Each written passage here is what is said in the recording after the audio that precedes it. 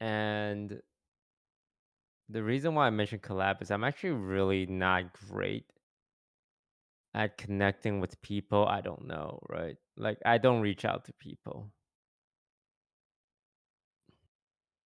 Usually, I just randomly, like, interact with people through, like, a lobby or through, like, events, and then we hit it off, and then we, like, stream together every now and then. But I don't reach out, right?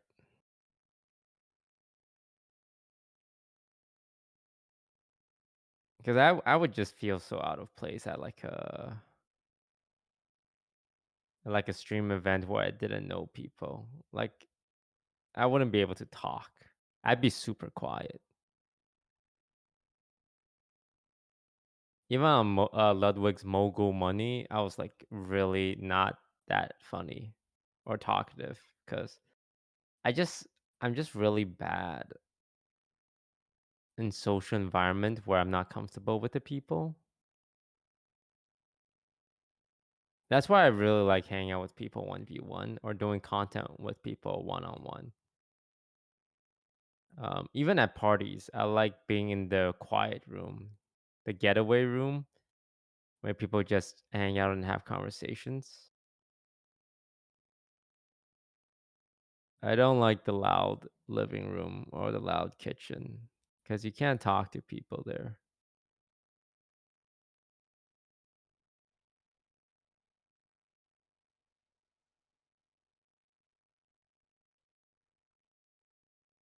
So when I look at like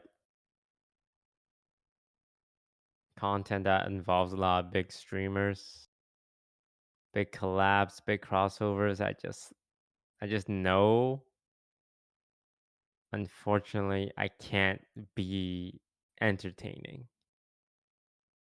It happened a little bit at the Arcane stream where it was this like big venue and we're kind of put in the middle and like we have so many people on the couch already that I feel like even if it was with my friends, it was with people from OTV that I live with, right? I just can't. I just get quiet because I'm in a very like unfamiliar setting.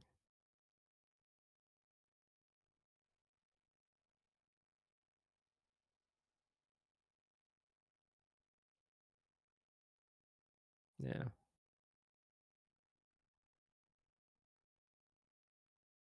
because in real life, I'm not very cool. So like when I talk to people, I feel like everything I say have to be funny or like thoughtful or interesting.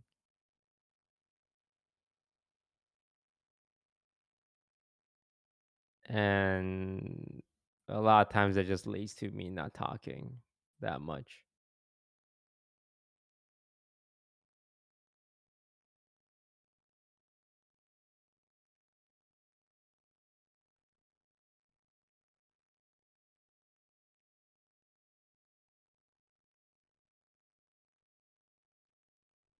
That was your overthinking thing? I don't think so.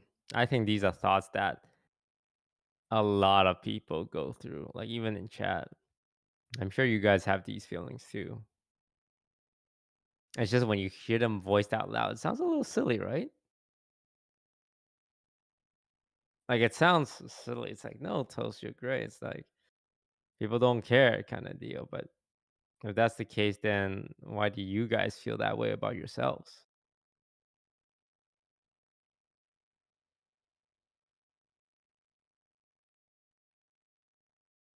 Right? If you guys are okay with me being like this, then you should be okay with you being like this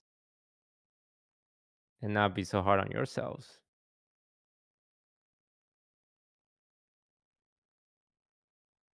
And I think people are just really hard on themselves in general.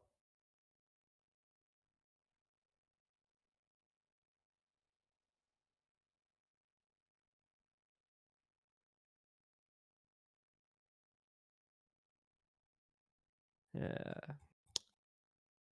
it's hard, man. Life is. Not easy finding your place in the world.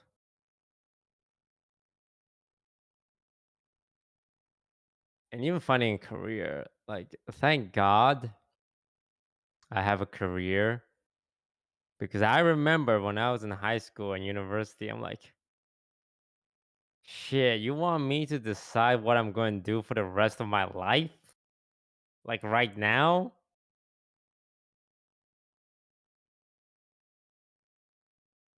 I don't even know what I'm going to have for breakfast tomorrow.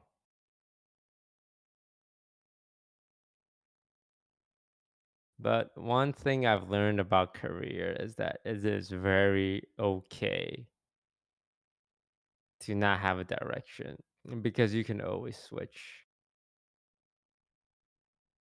If you pick something and you're not passionate about it, just switch. Try something else, right?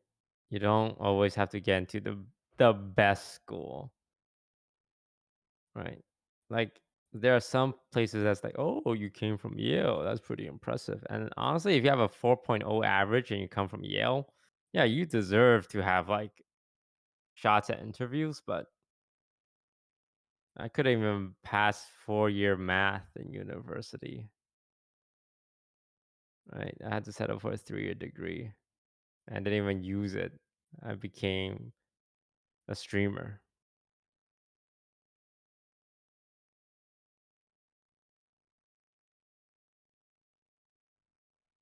and it took me it took me 6 years to get a 3-year degree, right? The average human lives to what, 70, 80, right? It's okay if you take an extra 1 or 2 years.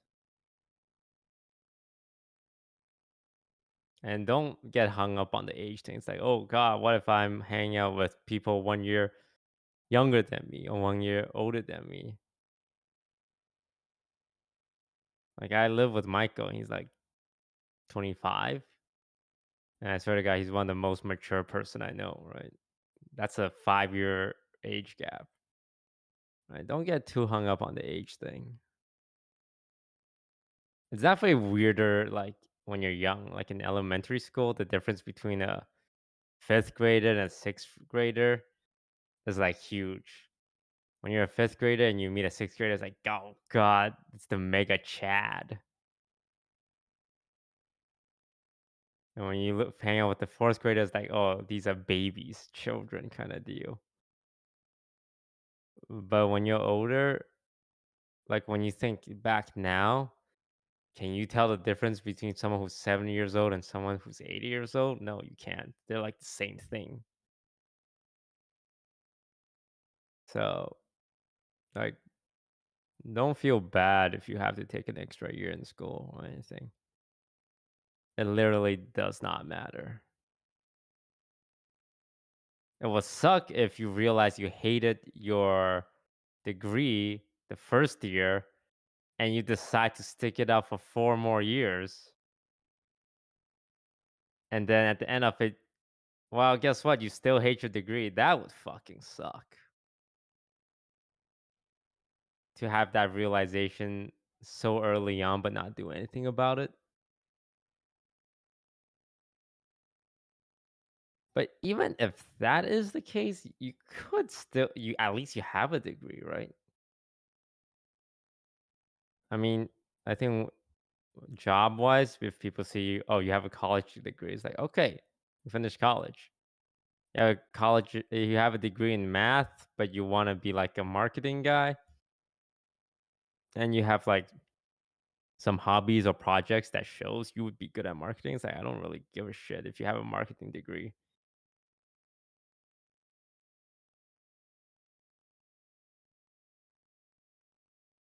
That was my experience with coding. It's like my grades sucked, but because I coded like online flash games as a hobby, they could just open it up. It's like, okay, this guy actually spent time to code something, and this demonstrates that he has knowledge on how to be a coder, right? So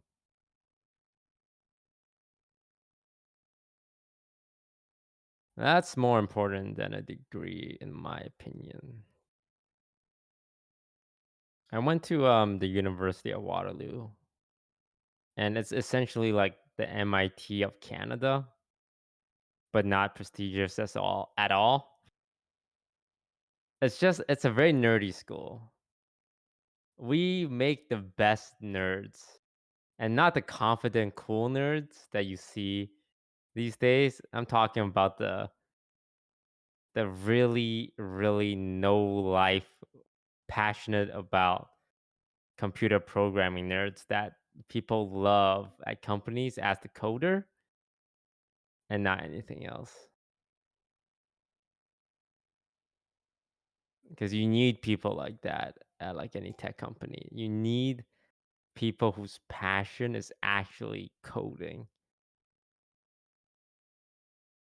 Those guys are psychopaths.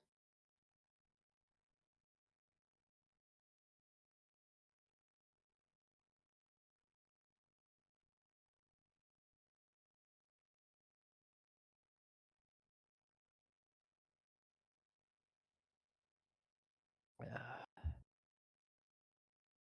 Yeah.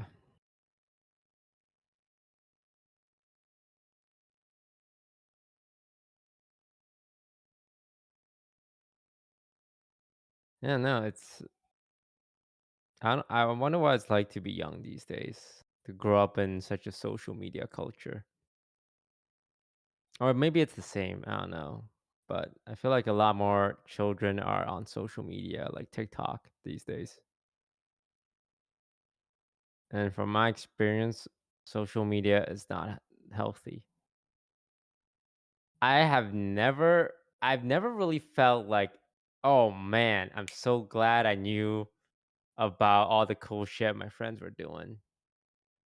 'Cause it was never like, "Ah, I see something, it's like, that made my day great." It's like, at best, it's like, "Oh, that's cool."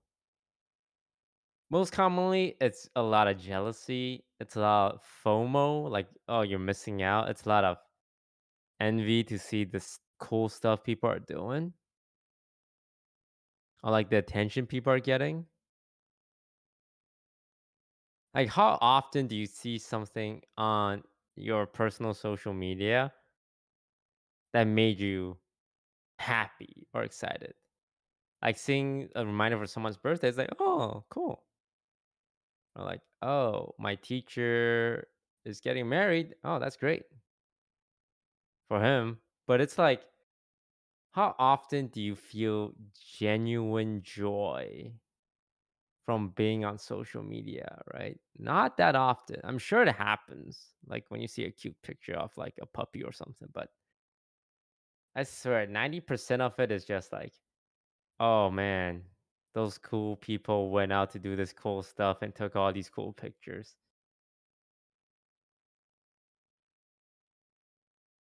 Now I just feel like, I'm not going doing cool things, right? I'm just at home doing nothing. So,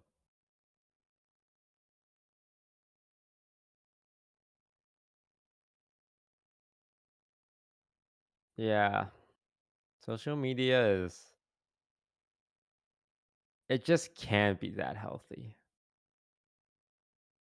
It's so hard to use social media in like a semi positive manner. Like my Twitter page is empty because I muted everyone. And that doesn't mean like I don't give a shit what you guys are up to. Fuck you guys. It's more just like I just I just know the majority of the stuff I see on there is not going to make me happy. It's just gonna give me FOMO. If I see a lobby of my friends and they didn't invite me, it's like, what good does that do me to know that there was like a gaming lobby that someone organized that I wasn't invited to? That's my day is not gonna be better knowing that. In fact, it's gonna be worse. I wasn't gonna play in it, like, without the invite anyway, so what's the point of knowing? Because 'Cause I'm sure there's a reason. It's like, "Oh, the lobby filled up, it was pre-planned, they just didn't have enough space." Like, all that it makes sense, but, like, you're not gonna think about that right away. You're gonna think about it's like, "Hey, they had a lobby and didn't invite me. That feels kinda bad." Is my day changing? No. My day is gonna proceed exactly as planned, but now I'm a little sadder. Oh, all my friends went out to this party last Friday. What did I do last Friday? Well, I stayed home and watched TV and had a good time. But now I know they had a party and I wasn't there. Well, now I feel bad, right? I think it's very human to have this feeling like you're missing out on things, or like if you're good enough for something. But so much things happen without you knowing, right? I'm sure is there a party right now? Is there an event right now that people are hanging out with? Yeah, and you're not there, but that's okay because you're doing your own thing. You're hanging out, you're relaxing, you're chilling. You don't need to be made aware of everything that people are doing without you because honestly, that's just you're just gonna feel bad, right? So that's why I personally try not to use social media too much, like consume it too much. I like to use it to like say, "Oh, I have a cool picture, check it out," or like I have a funny meme and I want to share with people. But to consume social media, to be like, "Oh, I wonder what friend A and friend B are up to." It's like seeing it through Twitter or Facebook. I don't think it's super healthy.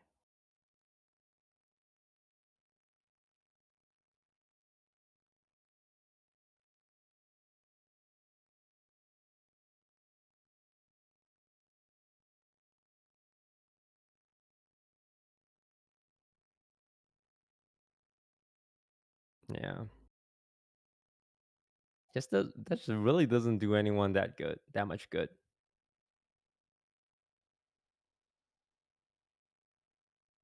And this applies to like people in my social circle. It's like, oh man, let me tell you guys.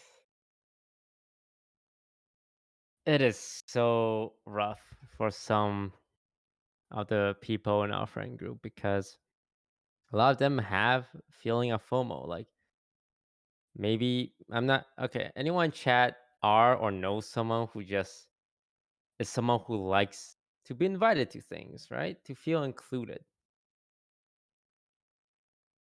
And they get really sad when they aren't invited, right? And their fear of missing out is like super strong. Well, now take that, and now you're a streamer, and your value is based on your viewership to your friend group. And like you have not that much viewers, and your friends have a lot, and they're putting together lobbies, and you're never invited. And you see these lobbies happening because it's public, right? Because people on Twitter are announcing these big events and parties and collabs, and you're just not invited to a lot of them. It's all in your face. And you see them when they're streaming, you see them in the titles, you see them on their following list. That that does something to a person, right? It's kind of like that SpongeBob meme that Squidward is staring outside his window and SpongeBob and Patrick are having a great time. It's kind of like that.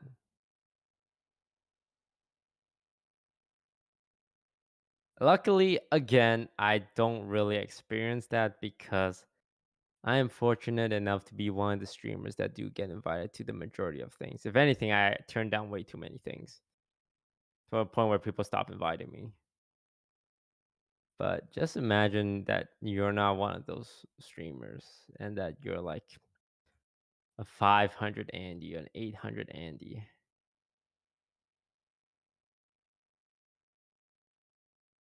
and people just seem to forget about you. Like you're one of those friends that people just forget about.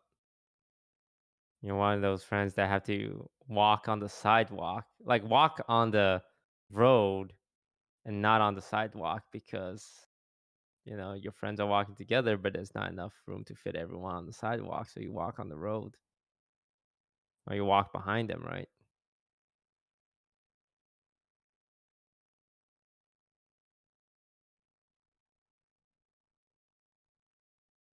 Didn't Scar talk about that experience on the podcast? Yeah. And, that was really sad. But it's also very, I'm going to use the word brave of him to admit that. It's a hard thing to admit, on a podcast that's going to be seen by 500,000 people.